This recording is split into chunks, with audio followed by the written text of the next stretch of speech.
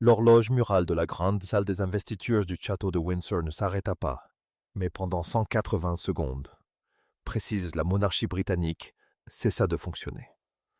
Nous étions à la mi-juin 2026. Le roi Charles, âgé de 77 ans et luttant contre un cancer en cours, se tenait devant une phalange de hauts gradés militaires et de dignitaires du Commonwealth. Il commença son discours officiel, sa voix assurée pendant les 2 premiers paragraphes. Puis, le vide se fit, le roi se figea. Son regard se perdit dans le vague, son corps demeura droit mais immobile, et l'air de la salle se glaça. Pendant 3 longues minutes, 180 secondes d'un silence glacial et insoutenable. Le souverain était présent physiquement mais absent moralement. Dans ce silence, une faille catastrophique du système juridique archaïque de l'État britannique fut mise à nu. L'écuyer le plus haut gradé des aides de camp, dont la vie était consacrée à assister le monarque lors des cérémonies officielles, demeurait immobile comme une statue. Les gardes royaux restaient au garde à vous. Ils ne bougeaient pas car la loi ne leur offrait aucune possibilité. Non pas qu'ils fussent choqués, mais parce que le cadre constitutionnel en vigueur ne prévoyait littéralement aucune autorisation légale écrite permettant à un membre du personnel d'intervenir tant que le monarque était conscient. Ils étaient légalement impuissants à assister à un roi qui, au beau milieu d'une phrase, était mentalement brouillé. Les règles du jeu vieilles de plusieurs siècles supposaient qu'un roi était soit pleinement capable, soit complètement mort. Il n'existait aucune zone grise. Pour l'épuisement, aucun protocole pour le déclin de la santé d'un monarque régnant. Pendant 3 minutes, l'autorité symbolique de la couronne resta suspendue dans un vide dangereux et paralysant sous le regard de tous, sans que personne ne soit légalement autorisé à intervenir. C'est à ce moment précis que le prince William accomplit l'impensable. Il brisa des siècles d'étiquettes rigides et inflexibles. Il traversa la salle seul, posa une main ferme et rassurante sur le bras de son père et guida doucement le roi, visiblement bouleversé, vers une chaise voisine. Catherine, la princesse de Galles, s'avança vers le podium sans la moindre hésitation. Ensemble, ils apaisèrent la panique ambiante, achevèrent la remise des décorations et affichèrent une image de calme absolu et inébranlable.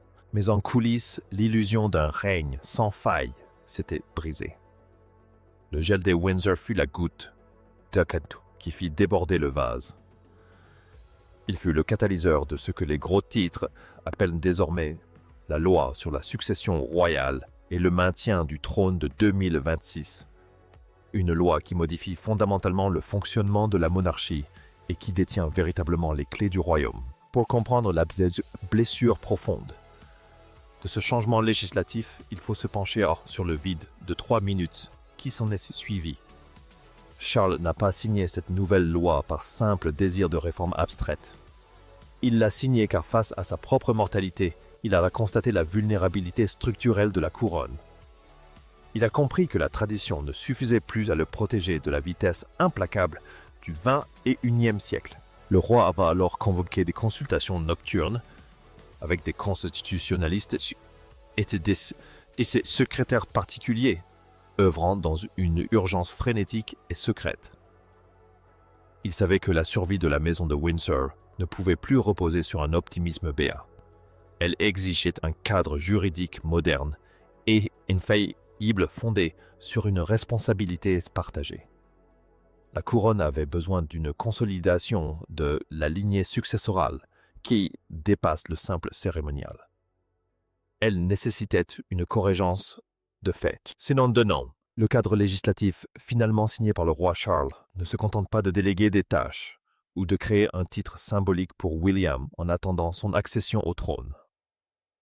Il maximise stratégiquement l'autorité constitutionnelle de l'héritier légitime, garantissant ainsi l'inviolabilité de la monarchie en cas de vulnérabilité soudaine. Le changement le plus marquant concerne le transfert de privilèges ultra secrets. Pendant des siècles, les documents d'information gouvernementaux hautement confidentiels les fameuses boîtes rouges, étaient un domaine exclusif et jalousement gardé du monarque régnant. Nul autre ne les consultait. Nul autre n'y avait accès. Telle était la règle. En vertu des nouveaux décrets, le prince William et Catherine bénéficient désormais d'un accès simultané et sans restriction à ces rapports hebdomadaires du Premier ministre et du cabinet. Ils n'atteignent plus d'hériter du savoir de l'État. Ils l'assimilent et le traitent activement en temps réel aux côtés du roi. Ils ont obtenu un accès complet aux dossiers de succession nationaux, ce qui garantit un flux ininterrompu de renseignements et une continuité immédiate en cas de crise. William est désormais juridiquement investi du rôle d'architecte de la présence royale britannique à l'échelle mondiale. Le roi a transféré à son fils l'autorité décisionnelle suprême concernant les cérémonies d'État à long terme et les stratégies diplomatiques du Commonwealth. William est à présent le véritable artisan de l'image internationale du royaume. Ainsi, les relations internationales qui unissent le Commonwealth sont gérées par celui qui en héritera. Il n'y a plus de risque de délai dans l'action. Si une crise frappe un royaume du Commonwealth, William a la capacité juridique d'agir immédiatement et non à une date indéterminée après le décès de son père. Le bureau du prince de Galles a connu une expansion considérable, intégrant des départements qui relevaient autrefois exclusivement du palais de Buckingham. Mais l'aspect le plus révolutionnaire de cette loi concerne Catherine. Dans le texte dense et juridique qui la définit, son nom apparaît avec une fréquence calculée, la désignant formellement comme un élément essentiel à la survie de la monarchie. La loi rejette explicitement l'idée, obsolète, selon laquelle la princesse de Galles ne serait qu'une épouse décorative. Catherine est désormais protégée juridiquement et reconnue comme conseillère constitutionnelle de haut rang, participant directement à l'élaboration de la stratégie royale à long terme. Sa voix est désormais un élément incontournable de l'avenir institutionnel de la couronne, notamment en ce qui concerne la préparation de la prochaine génération, le prince George, la princesse Charlotte et le prince Louis. Il ne s'agit pas simplement d'un rôle, c'est une consolidation juridique de son influence. C'est la reconnaissance que la monarchie moderne ne peut survivre sans la confiance publique dont elle bénéficie. Cependant, le véritable tournant de cette transition s'est produit dans les salons privés de Buckingham Palace. Lorsque Charles présenta le projet à sa famille, le conflit interne fut intense, viscéral et profondément personnel. La reine Camilla était au cœur de la résistance. Sa position est complexe. Pendant des décennies, elle a mené une lutte acharnée contre l'hostilité publique et le scepticisme des institutions pour consolider son statut aux côtés de Charles. L'instauration soudaine de cette co-régence menaçait la stabilité pour laquelle elle avait tant sacrifié. Elle comprit avec une lucidité absolue que le centre de gravité du palais se déplacerait instantanément d'elle vers Kensington Palace. La loi ne se contentait pas de partager le pouvoir, elle le déplaçait. La confrontation atteignit son paroxysme lors d'une réunion tendue et confidentielle dans un salon privé. Aucun conseiller n'était autorisé à prendre la parole. Aucune secrétaire n'était présente pour atténuer la dureté de la conversation. Charles déposa le projet de loi directement sur la table entre lui, Camilla William et Catherine. Pour la première fois, les 4 figures centrales de la monarchie furent contraintes d'affronter de front la question cruciale du partage futur du pouvoir.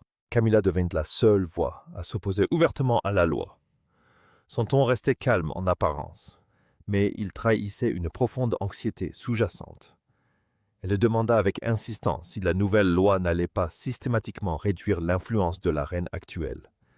Elle a averti Charles que les institutions utilisent presque toujours le terme rassurant de « continuation » lorsqu'elles entendent en réalité procéder à un transfert de pouvoir accéléré. Et elle avait raison. Si le futur roi et la future reine sont investis de pouvoirs légaux, dès aujourd'hui, la reine consort actuelle devient une figure symbolique plus rapidement que l'histoire ne l'avait prévu. Son influence était de plus en plus compromise par les impératifs de la succession. La réponse du roi fut d'une fermeté inflexible.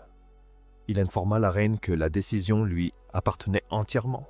En cet instant décisif, William vit son père privilégier la survie institutionnelle de la couronne à la paix conjugale.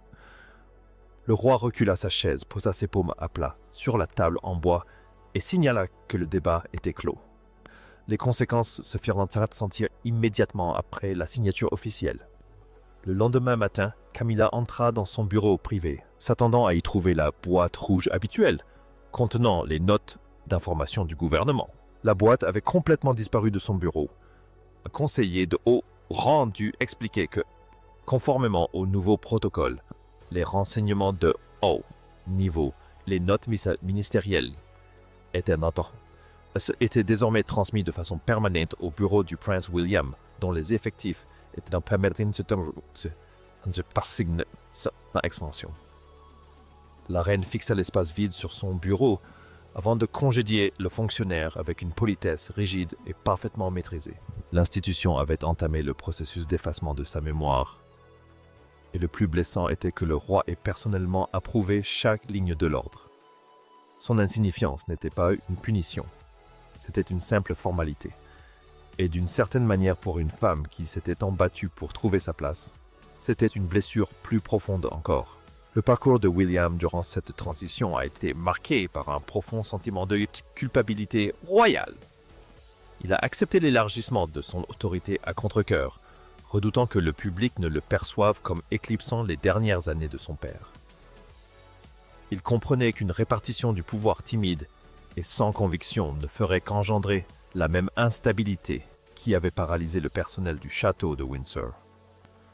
Mais cela n'allégeait en rien le fardeau émotionnel qu'il portait. Il nourrissait une profonde angoisse à l'idée que son implication active dans ces affaires les décorations d'affaires de les chefs d'État puisse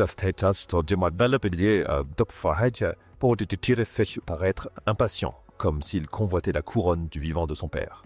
Il redoutait l'impression d'un coup d'État déguisé en loi. C'était Catherine qui en définitive a guidé William à travers ce véritable champ de mine émotionnel. Elle lui a rappelé que refuser ses devoirs par culpabilité personnelle serait une trahison de la stabilité du pays. Elle comprenait que le devoir suprême exige une acceptation totale, même lorsque cela ressemble à une intrusion dans l'espace paternel.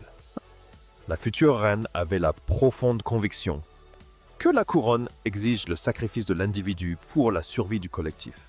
La promulgation de cette loi a entraîné une réorganisation radicale de la maison royale, bouleversant à jamais les rapports de force internes.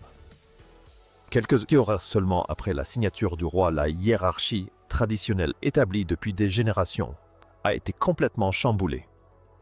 Les hauts courtisans et les chefs de département qui rendaient compte au roi depuis des décennies ont soudainement reçu l'ordre de faire transiter leurs informations par le réseau administratif de Guillaume. Toute invitation de longue durée, tout itinéraire diplomatique officiel ou tout engagement public de haut niveau devait désormais être examiné et approuvé par le palais de Kensington. Ce changement de cap administratif conférait à l'héritier un contrôle effectif sur les rouages de l'État. Le personnel du palais, sensible au moindre bouleversement hiérarchique, a immédiatement perçu où se situait le nouveau centre de gravité. La transition n'était pas attendue. Elle s'opérait au quotidien. Mais la transformation la plus douloureuse était réservée à la sphère privée de la famille. Caché au cœur de documents juridiques confidentiels, se trouvait un calendrier précis et juridiquement contraignant concernant directement le prince George, alors âgé de seulement 13 ans. La loi stipulait explicitement que le jeune prince devait immédiatement entamer un cursus rigoureux et structuré de formation constitutionnelle, d'enseignement juridique et d'art de gouverner, sous la supervision de juristes chevronnés. Pendant plus de 10 ans, Catherine avait mené un combat discret et acharné pour offrir à ses enfants une éducation normale et équilibrée, loin de l'étouffante pression des devoirs royaux. Elle avait farouchement protégé leur enfance, veillant à ce que George, Charlotte et Louis puissent grandir comme des enfants avant d'être contraints de porter le poids de leur destin. D'un simple trait de plume, ce rempart protecteur vola en éclats. En lisant les exigences légales sont complexes concernant son fils aîné Catherine. dut se confronter à la douloureuse réalité, la couronne avait officiellement revendiqué son avenir plus tôt qu'elle ne l'avait jamais imaginé. La liberté de sa famille était désormais à jamais compromise. Le poids du trône avait franchi leur seuil et le prix de la stabilité était l'innocence d'un enfant. La réaction du public, cependant, fut un revirement spectaculaire dans la direction opposée. Les principaux médias londoniens réagirent avec une intensité considérable à cette nouvelle.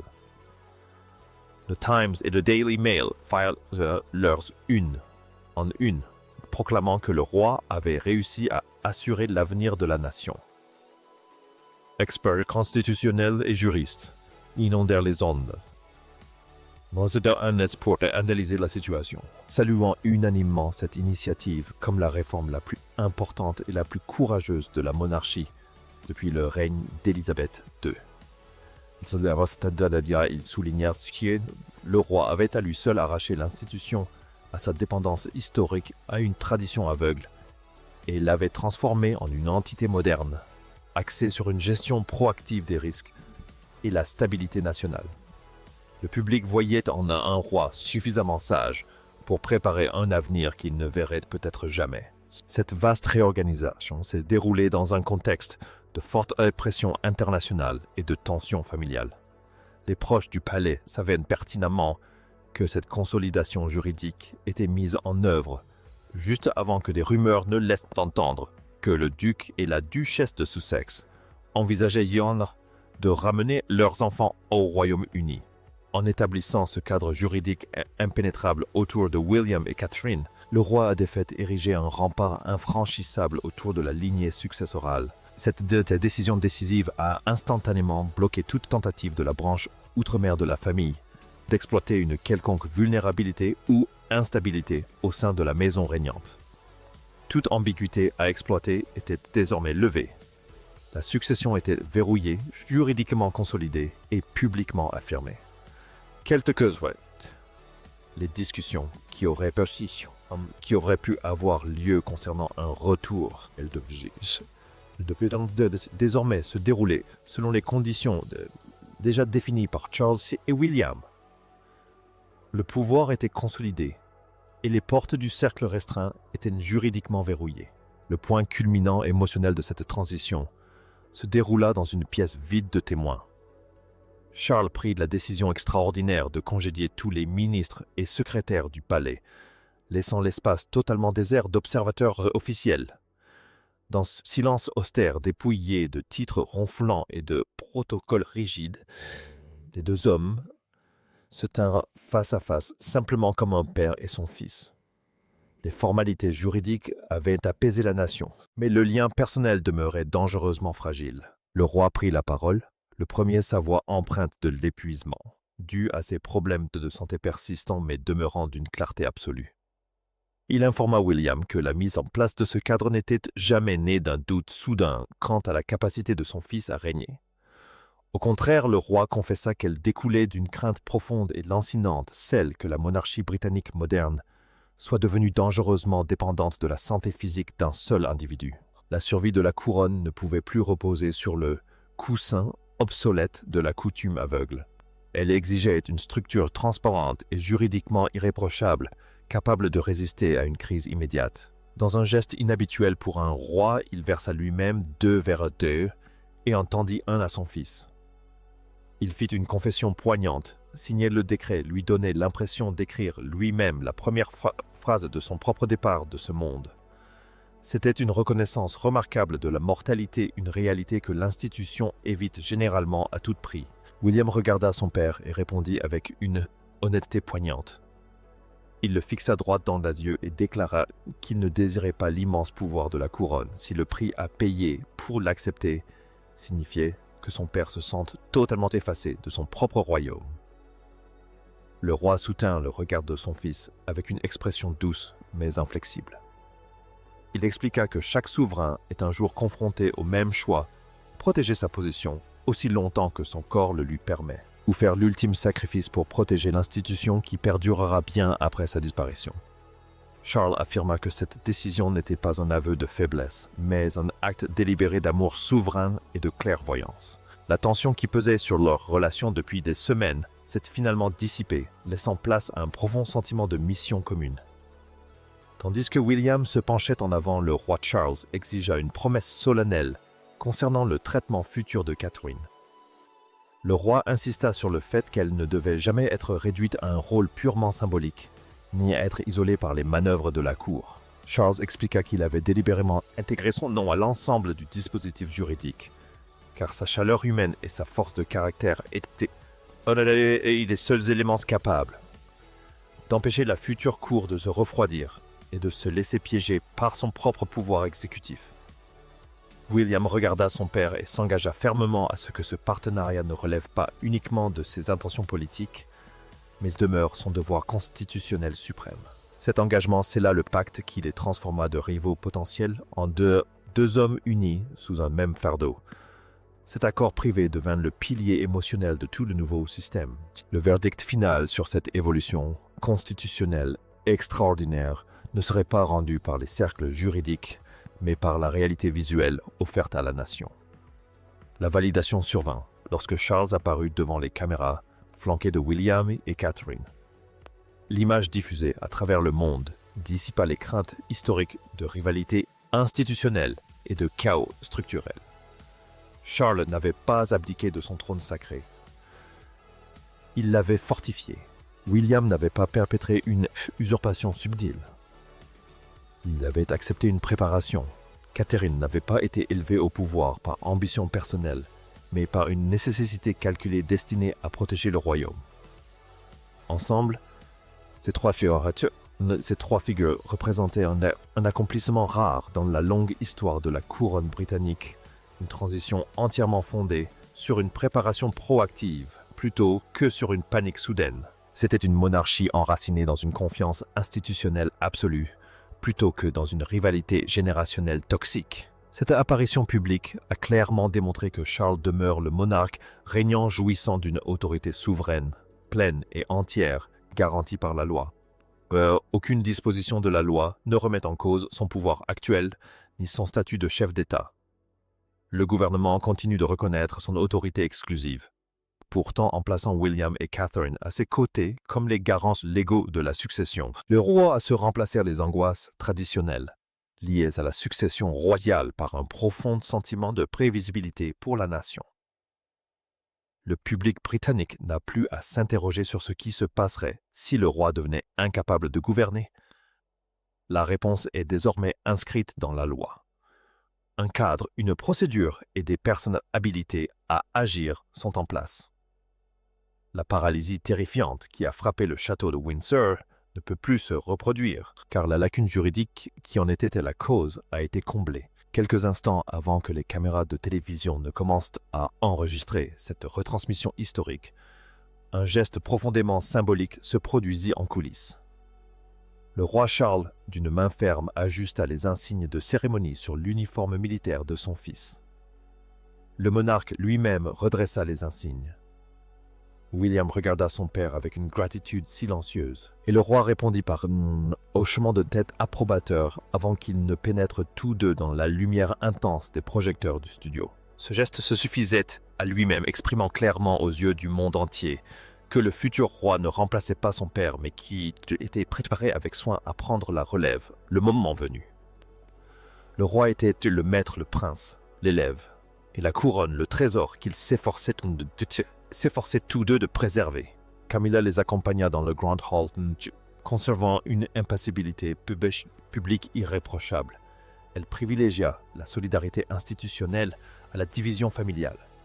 Debout aux côtés du roi, sans la moindre trace de ressentiment, sa présence contribua à apaiser les profondes blessures émotionnelles qui avaient menacé la paix du foyer.